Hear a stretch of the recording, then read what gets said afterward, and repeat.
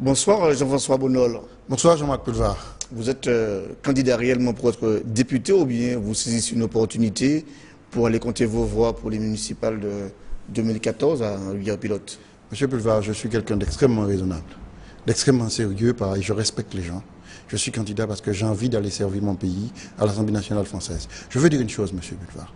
Ma candidature, c'est un acte de rébellion par rapport à cette société dans laquelle nous vivons.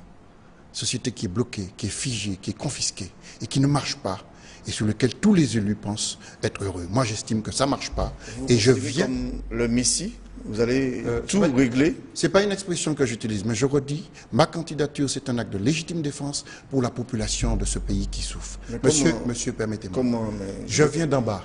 Je viens du peuple. Vous poser des questions. Vous n'allez pas pouvoir me raconter ce nombre de choses. Je veux quand même vous poser des questions. Posez ma vocation, mais je vous réponds. Je vous dis au préalable ma démarche, monsieur. Je viens du peuple. Je viens d'en bas. Et je mesure la gravité du pays dans lequel on est. Chômage, violence, délinquance, misère. Et là, on a l'air de croire que tout va bien. Tout ne va pas bien. Et je veux aller le dire à l'Assemblée nationale française. Qu'est-ce que vous irez dire à l'Assemblée nationale pour régler le problème du chômage en Martinique? Monsieur Pulvar, avec des exemples concrets. La question du chômage est une question qui relève de l'État, mais qui ne peut pas être réglée par l'État seul. Je demande très rapidement qu'elle tienne compte de notre réalité. Nous sommes un pays où il y a aujourd'hui 52 000 chômeurs.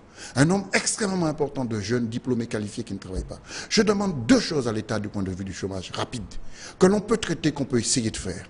La première chose, il faut régler le problème des jeunes, très jeunes, non qualifiés, qui sont sous les bords de la route et pour qui on n'a pas de réponse. Moi, je propose un service civique obligatoire. C'est une mesure que l'État peut prendre. Le service civique existe. Je veux simplement qu'on donne une partie obligatoire pour ces jeunes de 16 à 21 ans qui n'ont aucune solution. Mesure à mettre en place à travers le SMA et à travers la Fédération des sapeurs-pompiers qu'il faudra conventionner et accompagner. Je demande de l'autre côté, pour un certain nombre de... Nous avons des gens aujourd'hui qui ont entre 27 ans et 40 ans, qui sont qualifiés et qui ne travaillent pas, qui restent 5, voire 6 ans sans activité. Je demande que pour eux, il y ait une mesure spéciale qui soit prise. Dans le cadre du projet qui est sorti par M. Hollande... Le chômage, le service militaire et les pompiers. Non, c'est pas ça, monsieur. J'ai demandé à ce qu'on mette en place un service civique obligatoire pour récupérer de la rue des jeunes qui n'ont pas d'activité. Je demande de l'autre côté... À travers les pompiers et les militaires. C'est ce que j'ai compris. Ce sont des services... On a très peu de temps, donc ce sont des services qui devrait permettre à la jeunesse d'avoir une porte de sortie. Vous savez qu'à l'Assemblée, il y a un timing.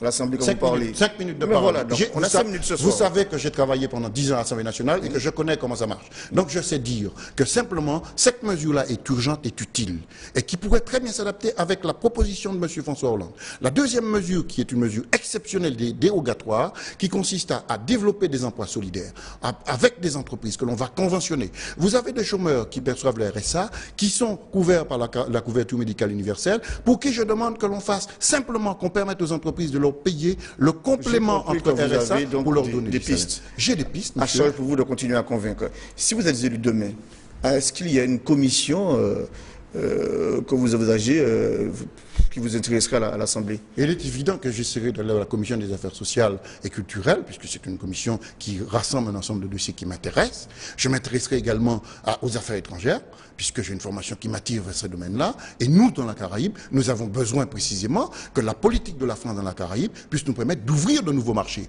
Et précisément, sur les 20 années qui viennent de se passer, nous avons raté des opportunités d'être présents dans la Caraïbe. Une loi sur laquelle vous travaillez déjà? Je n'entends pas, monsieur, pardon. Une loi, un projet de loi? Alors, oui, dans l'urgence, monsieur.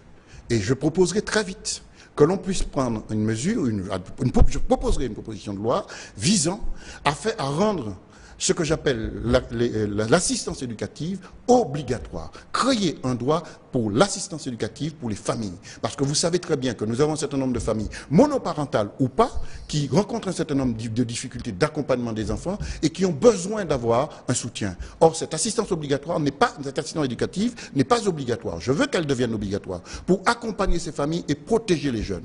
Je demanderai très vite aussi, monsieur, ça existe, que l'on puisse appliquer pour la Martinique la création d'un centre éducatif fermé pour essayer de récupérer un certain nombre de jeunes multirécidivistes et qui ne peuvent être accueillis dans aucune structure aujourd'hui. Vous avez réfléchi sur les financements? La mesure existe déjà, il y aurait dû avoir un centre éducatif fermé à la Martinique, mais aucun de nos élus n'a voulu vraiment mener la Le financement avait déjà été programmé sous l'ancien gouvernement. Une autre mesure qui est très claire à mon avis, et aujourd'hui, Je demande qu'on puisse mettre en place un dispositif que j'appelle mobilité, emploi, aller-retour, pour permettre à un certain nombre de jeunes qualifiés d'aller prendre un emploi, un contrat à durée déterminée, de 6 mois à 1 an, et bénéficier d'un billet aller-retour par une convention avec les compagnies aériennes. Quelle est la mesure?